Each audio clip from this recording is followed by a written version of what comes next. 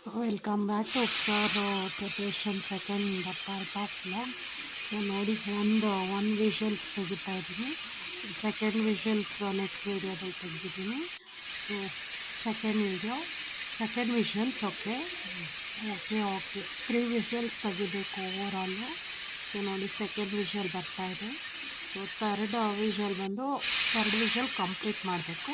So ನೋಡಿ complete ಮಾಡಬೇಕು ಅಂತ ಒಂದು ಸಿಂಬಲೈಸ್ ತೋರಿಸ್ತಾ ಇದ್ದೀನಿ. ಸೊ ಆಫ್ಟರ್ ದಟ್ ಖಾರ ಪ್ರಿಪ್ರೇಷನ್ ಮಾಡಬೇಕು. ಸ್ವಲ್ಪ ಹೊರಗಡೆ ಸ್ಟೇಟ್ ಆಯಿತು ಸೊ ನೋಡಿ ಖಾರ ಈ ರೀತಿ ಪ್ರಿಪೇರ್ ಆಗಿದೆ.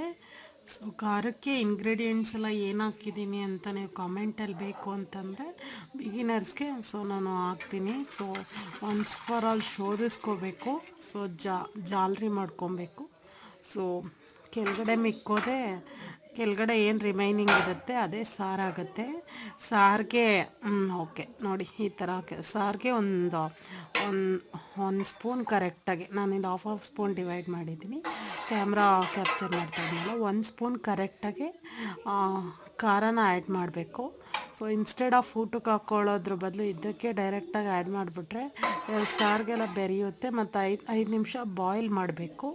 5 ಮಿನಿಟ್ಸ್ ತೋರಿಸ್ತಾ ಇದ್ದೀನಿ ನೋಡಿ. ಬಾಯ್ಲ್ ಮಾಡಿ ಸಿಮ್ಮರಲ್ಲಿ ಬಾಯ್ಲ್ ಮಾಡಬೇಕು. ಸೊ ಸಿಮ್ಮರಲ್ಲಿ ಬಾಯ್ಲ್ ಮಾಡಬೇಕು. ಸೊ ಆಫ್ಟರ್ ದಟ್ ಪಲ್ಯ ಒಗ್ಗರಣೆಗೆ ಇಡಬೇಕು. ಸೊ ನೋಡಿ ಈ ಥರ ಟೆಂಪರಿಂಗ್ ಕೊಡಬೇಕು. ಆ್ಯಸ್ ಯೂಶ್ವಲ್ ಟೆಂಪರಿಂಗ್ ಎಲ್ಲ ನಿಮಗೆ ಗೊತ್ತೇ ಇರುತ್ತೆ ಅಂತ ನಾನು ಅಂದ್ಕೊತೀನಿ. ಅದು ಸಪ್ರೇಟಾಗಿ ವೀಡಿಯೋ ಕ್ಯಾಪ್ಚರ್ ಮಾಡೋಕ್ಕೆ ಹೋಗಲಿಲ್ಲ.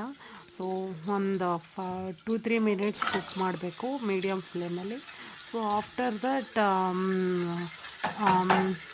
ಸ್ಟೀಮಲ್ಲಿ ಪ್ರೆಷರ್ ಕುಕ್ ಮಾಡಿದ್ದ ತರಕಾರಿ ಎಲ್ಲ ಆ್ಯಡ್ ಮಾಡ್ಕೋಬೇಕು. Beans and carrot and grains ಏನು ಹಾಕಿದ್ವಿ ಅದನ್ನು ಟೆಂಪರಿಂಗ್ ಜೊತೆ ಮಿಕ್ಸ್ ಕೊಡಬೇಕು.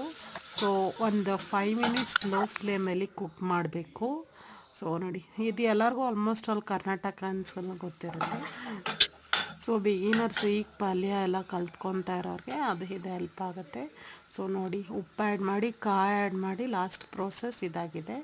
ಸೊ ನೋಡಿ ನಾನು ಕ್ಯೂಟ್ ಅಂತ ಸಿಂಬಲ್ ತೋರಿಸ್ತಾ ಇದ್ದೀನಿ, ಸೂಪರ್ ಅಂತ. ಸೊ ನೋಡಿ ಉಪ್ಸಾರು ಈ ಥರ ಪ್ರಿಪೇರ್ ಆಗಿದೆ. 5 ಮಿನಿಟ್ಸ್ ಕುಕ್ ಮಾಡೋದ್ಮೇಲೆ ಸೊ ನೋಡಿ ಪಲ್ಯ ಮತ್ತು ಅನ್ನ. ಸೊ ಇದಾಗಿತ್ತು ಇವತ್ತಿನ ವ್ಲಾಗ್. Thank you.